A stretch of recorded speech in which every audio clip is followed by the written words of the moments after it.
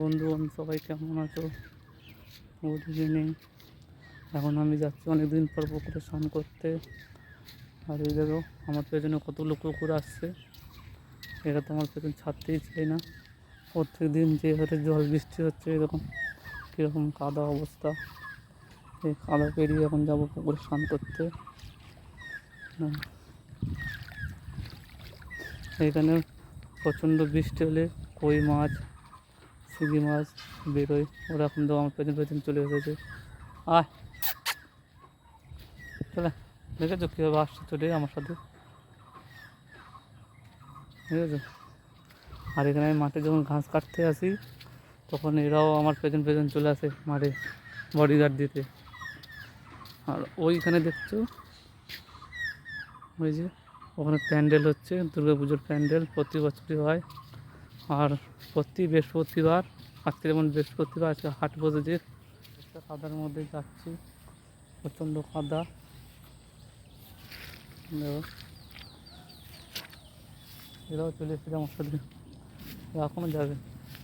আর ওইটা হচ্ছে পুকুর, চলো পুকুরে যাওয়া যাক।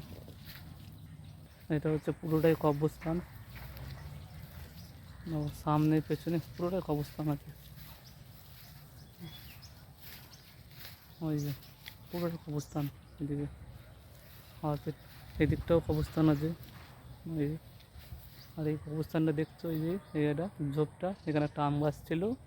একটা লোক সুসাইড করে এখানে, জুয়া খেলে সব টাকা পয়সা হেরে যাওয়ার পর বাড়িতে গেলে যাতে বকাবকি করবে, এর জন্য এখানে সুসাইড করেছিল লোকটা।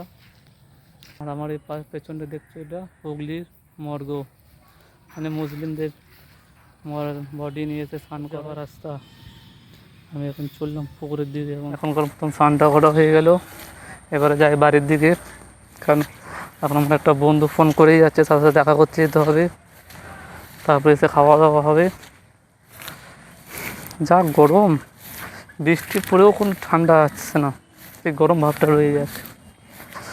এইভাবে প্রত্যেক দিন বৃষ্টি হলে কি ভালো লাগে? সামনে আবার পুজো, এই পুজোর মধ্যে জল কাদা, তারপরে যেতে হবে স্নান করার পর। দেখেছো কীরকম কাদার অবস্থা, পুরোটাই কাদা হয়ে যাবে, ফ্যাট ফ্যাট ফ্যাট ফ্যাট হচ্ছে কাদা।